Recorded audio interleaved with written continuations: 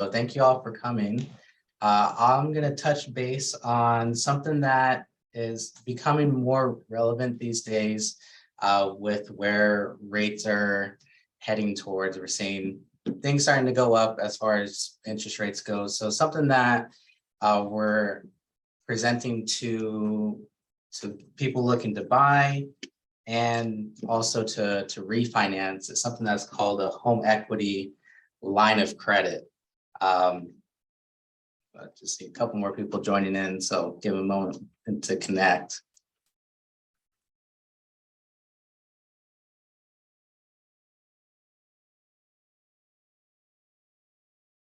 All right, so home equity lines of credit. So what are they? So line of credit, these are secured by the property that the lender will approve a certain amount of based on the value of the home. Right now, the ones that we have available, they have to be a second lien on the property. So we'll get into, it is possible to use a HELOC to purchase a property. It's also available for someone that already has a home, they've already built some equity. We could put a HELOC as a second lien on there. But at the moment, it's not an option to put a HELOC on a home that's free and clear, so home that has no mortgage on it. But the main benefit of using this during a purchase would be if someone is looking to buy a home and they're adamant about not wanting to have private mortgage insurance on a conventional loan, typically they would need to put 20% down to remove that private mortgage insurance. Well, we can use what's called this HELOC, and I'll go into a little bit in more detail here in a moment, but potentially we could use a HELOC to reduce that amount of cash that they'd bring. So instead of 20%, we'd be looking at a reduced amount, saving them funds at closing, and we'd still get rid of that private mortgage insurance for them on that conventional loan. Another reason why people looked to get HELOCs in any market is because they're very easy to do. So the completely automated process, I don't have to go through a full mortgage application with them, with the lender that we have set up for them. I just shoot them a link. They fill out a couple pieces of information, and it's as little as five-minute approval to get a HELOC for them. So that's another reason people look to get HELOCs. Even when rates were super low, I kept having people asking for HELOCs just because they're so easy to do. If someone's in need of cash fast and they're looking to utilize their equity, HELOC can be that option for them. We can close these as quickly as 5 days because depending on the amount that they're looking to get, if we're looking to get less than 250,000, then 9 out of 10 times we're using an automated appraisal for them. So we don't have to wait for an appraisal to come back. We're not doing a full loan application. We don't have to go through full disclosures on a regular refinance or mortgage. So these are very quick. They can get their funds within a week's time and then use those funds for what they're looking to do.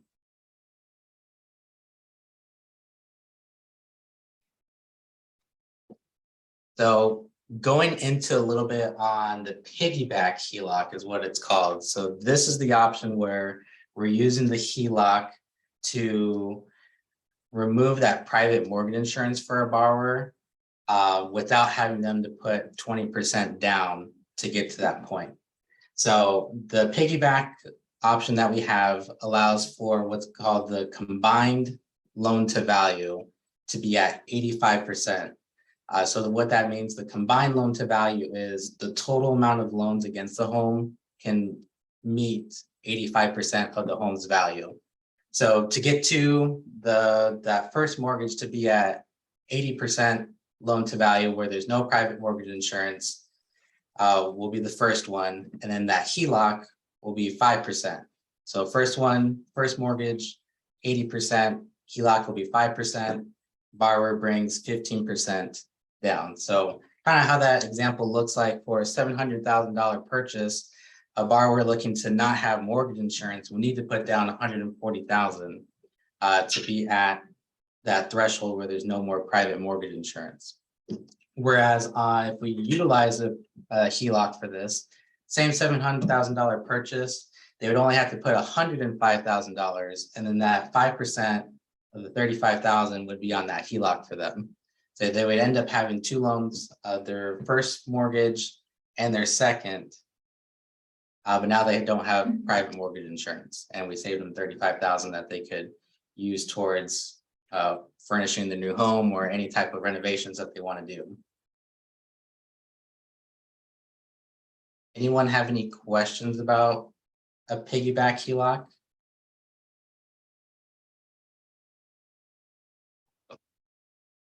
So the other option is a standalone HELOC.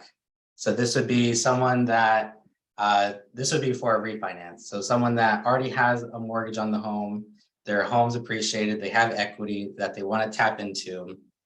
Nice thing about these HELOCs is that they go up to that same threshold of 85%, whereas most cash out refinances for a conventional loan, we're looking at a max threshold of 80%. So if we use the HELOC, we can actually access an additional 5% of funds that they could use for anything really. How this goes for HELOCs on a refinance is the lender will approve them for a line of credit, and they have full access to that line of credit. If they wanted to pull it all up front, they have all the funds, or if they wanted to pull some of it up front and then just have the remaining just for a rainy day, they can pull that later down the line. They could also pull out of an amount, pay it off, and then still have that line of credit for any renovations or anything in the future. These HELOCs, they are on a 20-year term, with the first 10 years being able to draw from. So for 10 years, they have access to this line of credit that they can use. They can max it out and then just pay it down. They could pay it off within the first couple of years and then just have additional funds available to access from.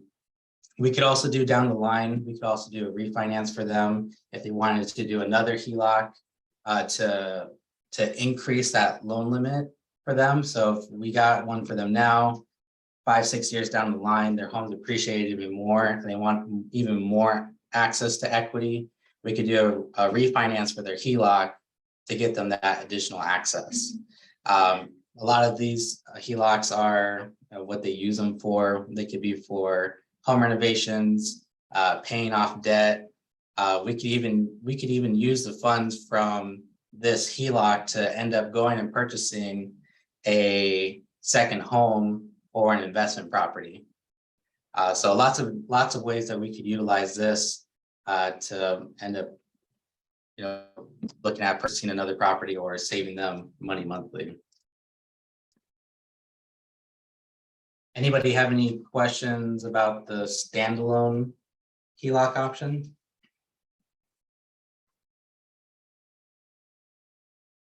No, sir. All righty. So other benefits that we have with the HELOC, so we can save them on the down payment, still get them down to with no private mortgage insurance. There's no set payment schedule. Usually with the HELOC, it's interest only for the first 10 years. So they have a very small payment that they could also put down towards principal as an option to pay it down. Consolidate debt, use it for home improvements, and just use the funds for utilizing anything that they would like to. And we can refinance this later on. So one thing that we're utilizing with the HELOCs now is for anyone that's in our database, looking to be front end and keep us on top of mind, is anyone that we've closed in the past couple of years. Us on our end, we're doing at least 2 check-ins a year. So just coming in, just seeing how they're doing.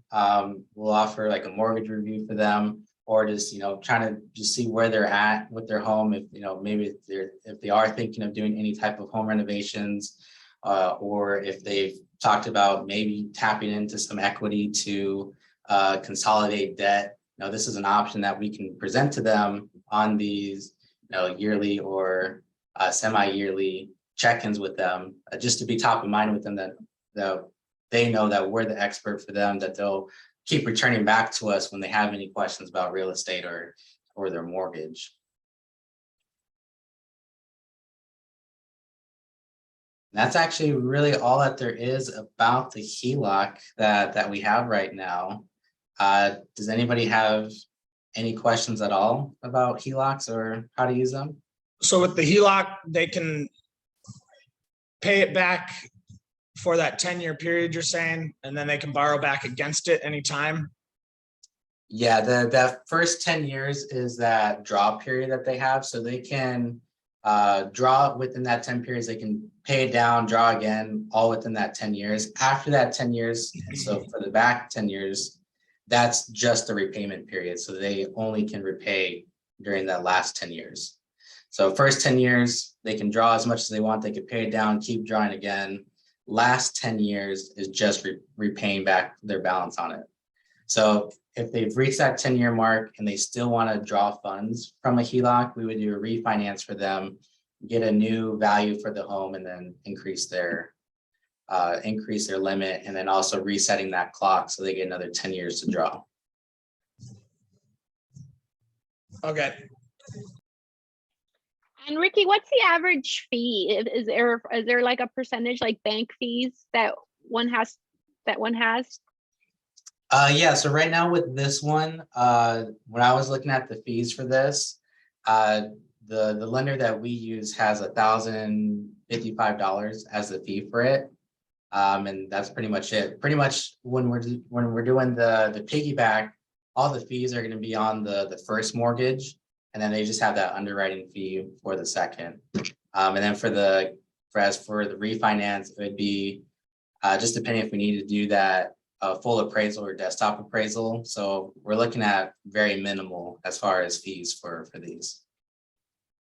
Okay, and sorry if I missed it, but what's the average price, the average interest rate for this? Is it typically whatever the market's at, or is it a little higher if I do a HELOC on my mortgage? Yeah, so the HELOCs, that's a good question. The HELOCs are going to be a little bit higher than what would be the first lien mortgage. So if we did comparing this between a cash out refinance and a HELOC, cash out refinance is going to be a little bit lower of an interest rate. Typically on the HELOCs, it's going to be the prime rate plus 2%. So right now, with where rates are at right now in general, they're right about 7%. So for the HELOCs, you'd be looking at 9.5% that we'd be seeing for the interest rate for the HELOCs. Got it. Okay, thank you. Yeah, no problem. Anybody else have any questions? I apologize if I missed this too, but can you refinance then down the road on a HELOC? Yeah, so there's different options that we could do for refinancing. If they wanted to have more access, we could just refinance the HELOC, get the new value for the home, and increase their line amount. Or let's say if they reach the 10 years, they maxed out their line of credit. Now they just want to focus on paying it down. We could do a cash out refinance for them. So instead of having the two mortgages, we could just combine it into one and then just have them focus on just paying it down that way. Awesome. And then you have to wait 10 years. Is that what you said to do that? No, we can refinance anytime. Yeah, just that 10 years is how long they have to be able to draw from it. Let's say they max it out in the first year and then they want to do a cash out refinance just to consolidate the two loans together. We could do that at any time. Okay, awesome. Thank you. Yeah, my pleasure.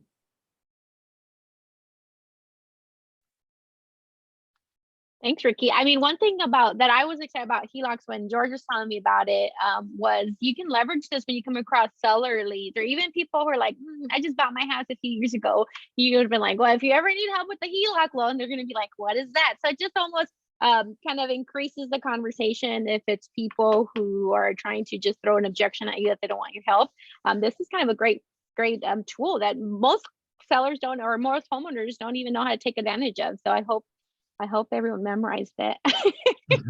But Ricky, if anyone wants to kind of maybe dive deep a little bit more into this, or they have a scenario that they want to go into, what's the best way to reach out to you? Yeah, best way either phone or email. I'll shoot everyone my phone number is 602-380-9993. And then my email is ricardo@bestratehomeloans.com.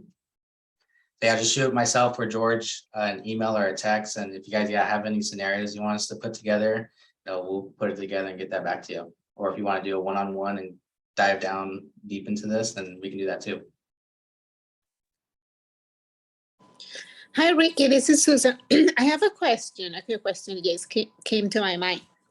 So my investors, they are selling one of their houses, but it's just taking a little longer. Can they do a HELOC while it's active for sale? If it's active for sale, no, we can't do the HELOC on that one. Okay. And the HELOCs right now, they're only available on a primary or a secondary home. Okay, got it. But we could use the HELOC on the funds from the HELOC to purchase an investment home. Wait, say it again, right? We can do what? We could use the funds from a HELOC to purchase an investment home. We just can't put that HELOC on an investment home. Okay, got it. So another thing that we, kind of 2.0 is there's a loan program that's called the DSCR, something that we'll do a workshop here within the next couple of weeks. But this is a cool program for investors that if they're looking to purchase a home, but maybe they're not cash flow rich, maybe they just have funds. A DSCR loan is something that where the lender is only going to be looking at the investment property's net income. So they're going to do a rental analysis to see how much rent the home's going for in the area. And as long as that's either equal or a little bit above what the new mortgage payment is, that's all the lenders is going to look at. So something that someone that's looking to purchase, their first investment home that maybe doesn't have a whole lot of income, we could do a HELOC on their property if they have enough equity to be able to put that towards buying an investment home, to where we don't have to look at their income documents. We're just going to look at how much net rental income that they're going to get from this new property. So someone that has a lot of equity in their home, put a HELOC on that home, do a DSCR loan for this first investment property, and it's a super easy process.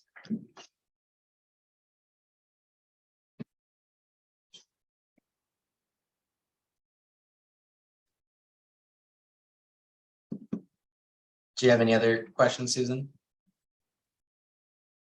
Oh, I'm thinking, how much money do you have to have for the DSCR program? Depends if you're a first-time investor or not. If you're not a first-time investor, we can do as little as 15% down. Okay, If you are a first-time investor, then at least 20% down. And it also just depends on what your credit score is at. yeah, okay. Thank you. Yeah, no problem. And what would the rate be right now for one of those loans? For the DSCR or the HELOC? The DSCR. The DSCR, they're right around 9% as well. Okay. Yeah, a little bit higher than like a conventional loan where we would do an investment property, but the process on those are much easier.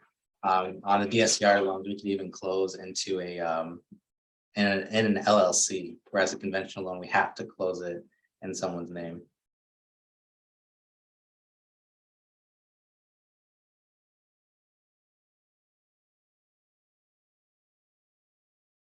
All right, well, I think that's everything I got for HELOCs. If you guys have any questions at all, feel free to reach out and I'll be happy to help.